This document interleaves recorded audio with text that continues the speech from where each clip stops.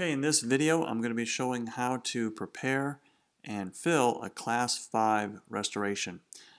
These are the two teeth, of course, filled in the previous video on Class 1 and Class 2 restorations. And as it turns out, the tooth that I put in the block already had decay on the buccal surface. And now I'm just using a diamond burr to go in and clean out that cavity and to get it ready for the filling. And what you'll find, or what I find a lot of times that helps, is to actually put in an extra retentive feature on, usually in this case would be the occlusal facing wall of the prep, or the wall closest to the occlusal. And now you'll see after it's all been cleaned out, I'm going to put in phosphoric acid. And just I'll put a little bit out of my finger first just to avoid any kind of splatter. It's just a habit I've gotten into, because if you take one of those tips into the mouth, every once in a while they'll splatter and create a mess. They'll get on the patient's lips and gums and cheeks, and it's just kind of something I want to avoid. So squirt some on the finger first. Now I go ahead and do the total etch technique, which means I fill up the entire cavity prep and I spill it over to the outside of it as well. I probably used a little bit more than I usually would in this example, but I just wanted to show that I do cover the entire surface, and let that set for, well, you'll see here probably, what, 15, 20 seconds, something like that, and then rinse it off. And then as shown in the previous video, I'm now going to place a desensitizer antimicrobial. This is a microprime. The product is called Microprime by Danville Engineering, and we just apply that for about 10, 15 or so seconds, and I find that that really helps in helping scrub the inside of the cavity prep. That when I go to air thin it out later, after this brush is applied, the cavity prep just appears to be more clean than if I had not taken this step. How long that needs to be in place is up for debate, but I find that about 15 to 20 seconds is about right. Then I'm going to air thin it. If you saw it in that just a moment ago, I went ahead and blew some air on a mirror first, because I always check to make sure there's no water seepage coming out of the air water tip. Now I'm going to be placing a primer and adhesive combined into one system in this blister pop package. This is I guess a 3M SB product, and I'm just going to go ahead and place that on the actual prep itself. And just like with any product, you're going to make sure you scrub and apply and agitate it to get it into place and work it into all the frosted areas of the enamel, as well as the etched part of the dentin. You want to make sure you don't over dry this cavity prep before you apply this, because you don't want the dentinal tubes to collapse before you have a chance to infiltrate them with this unfilled resin. So go ahead and apply that, scrub it. I might take and dab some off on the patient's bib, and then air thin it. Again, test it on a mirror, go in and make sure that it's completely 100% air as you thin it. You don't want any little bit of water to contaminate the surface at this time.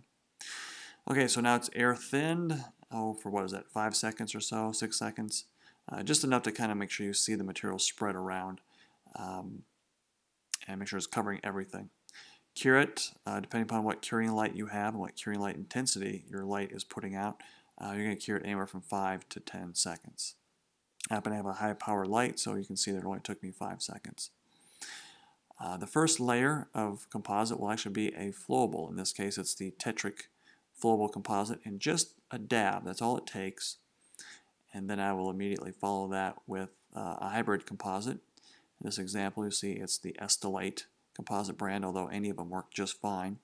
And I'll use that to go ahead and fill and slightly overfill the cavity prep. And as you can see, the flowable material just flows out and covers those cable surface margins. You know, the number one failure with these composites is usually breakdown around the periphery of the cavity prep. So I'm going to do everything I can to help seal off that that spot, or I'm sorry, the cavity prep to its fullest, 100% all the way around. I find that with these instruments, that if you tap it, when you pull the instrument back, it sometimes lifts the material off. And so now I'm going to use what I call a Class 5 matrix. I don't have the name of the manufacturer in front of me, but they come in different sizes and shapes. Here's one that one that was just on the screen is one I'd use for like a incisor or a canine, or even a premolar. But on these wider teeth, like a molar, I'm going to use the fatter one. And you'll see it has different curvature to it. You just have to orient it to match the shape of the tooth. So now after I've kind of patty caked the filling into place, I'm going to place this Class 5 matrix, press, hold, have the excess squirt out around the outside, and then while I'm holding it, the assistant will come in and cure without bumping anything, cure the material in place. And now with all those steps that we've taken, we've hopefully minimized the chance that this thing is going to fail around the periphery long term. And then after that, I will remove of course, the Class 5 matrix that's being held with the cotton forceps, and now I'll have nothing blocking it, creating any shadows. I'll do one final cure. Again, you can see that was for about 5 seconds. And at this point, it is fully in place, and I'll just go through the normal finishing and polishing steps to get it to blend in and have it be smooth.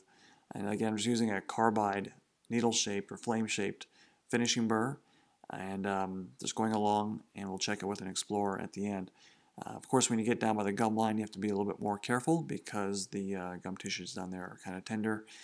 And but that's also the area that you have to make sure you get at the best, because the gum tissue does cover that area. It may lead you to believe that you finished it when indeed you may actually have a ledge still there. And we know what happens with those ledges over time. The gum tissues don't like it and they get nice and red. So I'll just go ahead and finish it with that, and then I may polish it with an enhanced Profi cup. And then that's it. The patient's tooth is now filled. So hopefully this has been helpful for you. And thanks for tuning in.